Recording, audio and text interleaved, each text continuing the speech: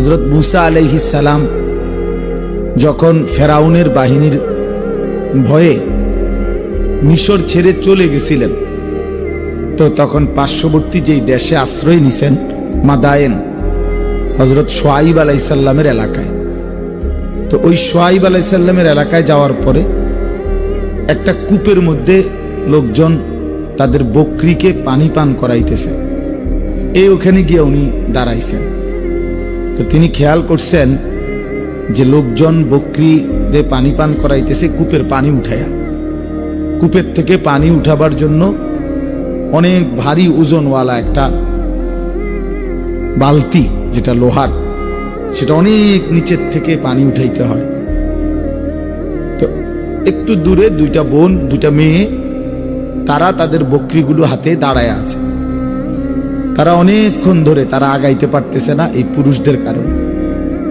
হযরত মূসা আলাইহিস সালাম তাদের সামনে গিয়ে বললেন, তোমাদের বিষয়টা কি? বলল যে আমরা তো এই পুরুষ সবাই তাদের বকরিকে পানি পান করায়া যাওয়ার পরে তারপরে আমরা একাকী হলে আমরা আমাদের বকরিগুলাকে পানি পান করাবো, আর আমরা মেয়ে দুইজন এসেছি বাধ্য হয়ে। কোরআন শরীফে আছে, তারা দুই বোন বলে নিছে, আবুনা শাইখুন কাবীর, আমাদের বাবা একদম বৃদ্ধ মাজুর, আমাদের আর কোনো ভাই নাই, নিরুপায় হয়েই আমরা আমাদের বকরিকে পানি পান করাবার জন্য আমরা আসছি, নয়তো আমরা আসতাম না। হযরত মূসা আলাইহিস সালাম তখন একাই ওই মেয়েদের বকরিগুলোকে নিজে কূপের থেকে পানি উঠাইয়া পানি পান করায় দিছে। তো মেয়েরা সেগুলো নিয়ে চলে গেছে।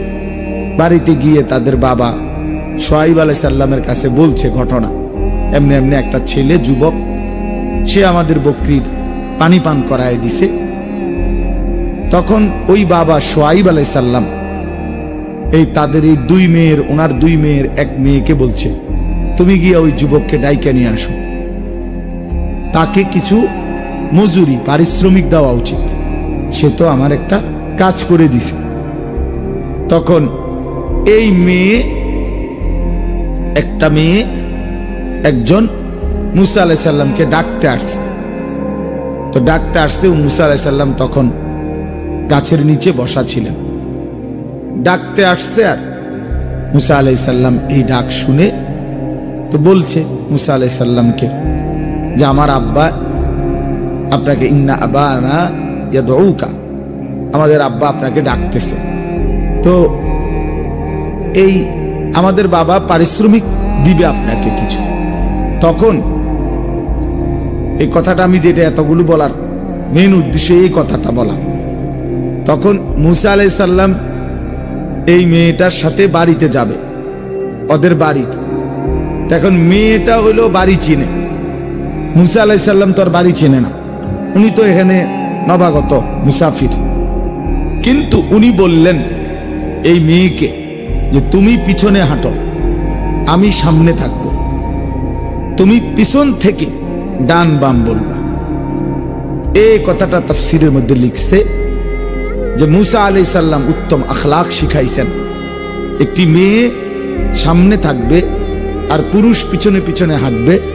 তো এর দ্বারা অবশ্যই পুরুষ ওই মেয়ের দিকেই তাকায় থাকবে, তার শরীরের দেহর মধ্যেই অঙ্গ প্রত্যঙ্গের দিকেই তাকায় থাকবে, আর সেটা নিশ্চিত গুনাহ হবে। এই জন্য মূসা আলাইহিস সালাম বললেন মেয়েকে, তুমি পিছনে হাঁটো, পিছনে থাইকা তুমি ডান বাম বলবা, আমি সামনে সামনে হাঁটতেছি। তাহলে আখলাক এটাকে বল। এই জন্য আপনাদের কাছে কথাটা এত লম্বা করলাম।